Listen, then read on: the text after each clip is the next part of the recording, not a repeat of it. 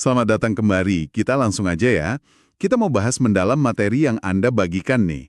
Sebuah panduan teknis dari OWASP soal mengamankan aplikasi agentic AI. Ini kan sistem AI yang bisa bertindak sendiri gitu ya. Iya betul, otonom. Nah, misi kita sekarang ini mau menyaring gitu wawasan paling krusial dari panduan ini buat Anda semua. Entah Anda pengembang, insinyur AI, arsitek keamanan, atau ya siapa aja lah yang kerjaannya berhubungan sama teknologi canggih ini. Tepat sekali. Jadi aplikasi agentic ini punya otonomi ya. Bisa bikin rencana sendiri, pakai alat eksternal, bahkan belajar. Nah otaknya itu seringnya Large Language Model, LLM. LLM sebagai otaknya ya. Iya. Dan panduan ini fokusnya lebih ke gimana cara praktisnya penerapan kontrol keamanannya. Bukan cuma teori, bukan cuma apa ancamannya. Jadi ini melengkapi dokumen OWASP yang lain. Selain LLM tadi, si otak, ada juga komponen orkestrasi ya, buat ngatur alur kerja agennya gitu. Betul, orkestrasi. Terus ada memori juga. Ini buat nyimpen informasi, jangka pendek atau panjang. Nah, memori ini sering pakai RAG kan? Retrieval Augmented Generation, biar bisa ambil data dari luar gitu ya. Iya, betul. Seringnya pakai RAG, itu biar agennya bisa ngambil data eksternal yang relevan buat memperkaya responsnya. Tapi ya, RAG itu sendiri bawa tantangan keamanan data juga loh. Oh gitu ya? Oke, selain itu apa lagi? Ada lagi integrasi alat. Ini penting banget. Semacam jembatan buat agen ke dunia luar, kayak ke API atau fungsi-fungsi lain. Jadi biar bisa ngobrol sama sistem lain gitu ya? Persis. Dan tentu aja ada lingkungan operasional, tempat si agen ini hidup, misalnya akses web atau bahkan interaksi sama sistem operasi di komputer. Wah, kompleks juga ya? Nah, setiap titik ini, setiap komponen tadi, itu punya potensi resiko serangan sendiri. Misalnya alatnya disalahgunakan, atau hak akses si agent ini bisa dikompromikan. Penyalahgunaan alat atau kompromi hak istimewa istilahnya. Menarik. Terus gimana cara ngerangkai semua ini biar aman? Panduannya nyebutin pola arsitektur gitu kan? Iya, ada beberapa pola umum, kayak penggunaan alat dan RAG tadi, tapi ada satu yang menurut saya sangat fundamental, pola asumsi hak istimewa pengguna. Asumsi hak istimewa pengguna. Gimana tuh maksudnya? Prinsipnya gini, agent itu wajib hukumnya operasinya harus dengan tingkat izin pengguna yang manggil dia. Nggak boleh lebih, nggak boleh kurang. Oh, jadi dia cuma bisa ngelakuin apa yang emang boleh dilakuin sama si pengguna itu ya? Biar nggak akses data sembarangan? Tepat, itu kunci banget buat mencegah akses data yang nggak sah. Terus kompleksitas arsitekturnya juga ngaruh loh.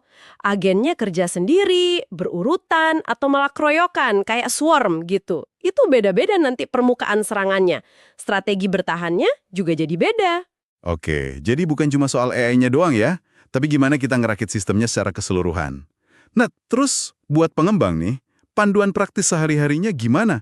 Kan tadi disebut masuk ke siklus hidup pengembangan juga. Betul, mulai dari tahap desain aja udah ditekankan. Pentingnya threat modeling, pemodelan ancaman. Jadi mikirin potensi serangan dari awal banget. Sebelum mulai ngoding ya? Iya, idealnya gitu. Terus juga pengerasan sistem prompt. Instruksi inti buat si AI itu loh, harus dibikin sejelas mungkin. Kasih batasan yang tegas, do's and don'ts gitu, biar nggak gampang dimanipulasi. Oke. Terus pas bagian development atau pembangunan dan penerapannya. Nah, pas bagian ini, ada praktek kayak sandboxing. Penting ini. Sandboxing. Kayak main di kotak pasir gitu. Ya, semacam itu. Jadi, agennya dijalankan di lingkungan yang terisolasi. Bisa pakai Docker atau VM gitu. Tujuannya, kalaupun agennya kenapa-napa atau dikompromi, kerusakannya terbatas di kotak pasir itu aja. Nggak nyebar kemana-mana. Ah, oke. Biar aman ya. Terus, Ya tentu, juga pemindahan dependensi. Ngecek library atau kode pihak ketiga yang kita pakai itu aman nggak? standar lah ya itu. Nah, kalau udah jalan sistemnya, pas operasi, Nah, pas operasi, pemantauan terus-menerus itu wajib. Continuous monitoring. Termasuk juga pasang runtime guardrails. Semacam pagar pengaman waktu nyata gitu. fungsinya buat apa tuh guardrails? Fun banget di sini. Human in the loop. HITL. HITL, pernah dengar? Ini maksudnya harus ada campur tangan manusia gitu ya, buat keputusan tertentu. Tepat sekali. Bukan berarti semua diawasin manusia ya.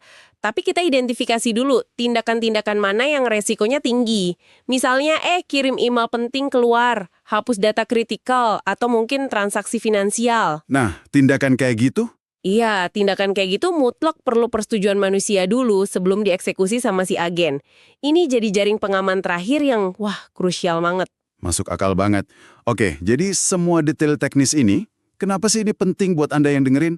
Apa intinya? Intinya ini semua adalah langkah konkret, langkah nyata buat Anda bisa bangun sistem AI yang lebih tangguh, lebih bisa dipercaya. Panduan ini kan ngasih contoh spesifik ya. Contohnya, Misalnya pakai protokol autentikasi standar industri kayak OAuth 2.0, biar jelas agen ini bertindak atas nama siapa, izinnya apa aja. Terus enkripsi data sensitif, wajib itu, baik pas disimpan atau pas dikirim. Isolasi juga eksekusi kode yang mungkin dibikin LLM. Kadang kan LLM bisa generate kode, nah itu harus diisolasi ketat. Siapa tahu kodenya bahaya kan? jadi intinya bangun pertahanan berlapis ya, defense in depth. Dan waspada terus, bahkan sampai ke rantai pasokan. Ngecek library, ngecek model LLM yang dipakai, asal-usulnya jelas dan aman. Persis. Ngamanin AI agentic ini bukan cuma ngamanin model AI-nya doang loh. Ini tantangan ngamanin keseluruhan ekosistemnya, arsitekturnya, alatnya, datanya, operasinya, sampai ke praktik pengembangannya. Jadi butuh desain keamanan yang proaktif dari awal. Bukan reaktif, nunggu kejadian dulu baru ditambal. Oke, jadi keamanan itu harus jadi bagian dari awal sampai akhir. Dan dipantau terus-menerus ya. Benar. Nah, sebagai penutup nih, mungkin ada satu pemikiran buat Anda renungkan. Panduan ini kan bagus banget ya buat ngamanin sistem yang ada sekarang, berdasarkan ancaman yang kita udah kenal. Ya, fokusnya di situ. Tapi AI ini kan berkembangnya cepet banget. Pertanyaan gedenya, gimana kita siap-siap ngadepin ancaman dan kemampuan agent AI di masa depan yang mungkin sekarang aja kita belum bisa bayangin. Dan gimana caranya arsitektur keamanan yang kita bangun hari ini, itu bisa cukup fleksibel buat adaptasi nanti. Wah, itu pertanyaan penting banget buat dipikirin ke depannya ya. Oke, terima kasih sudah menyimak pembahasan mendalam kita kali ini. Semoga ini ngasih wawasan yang berguna buat Anda.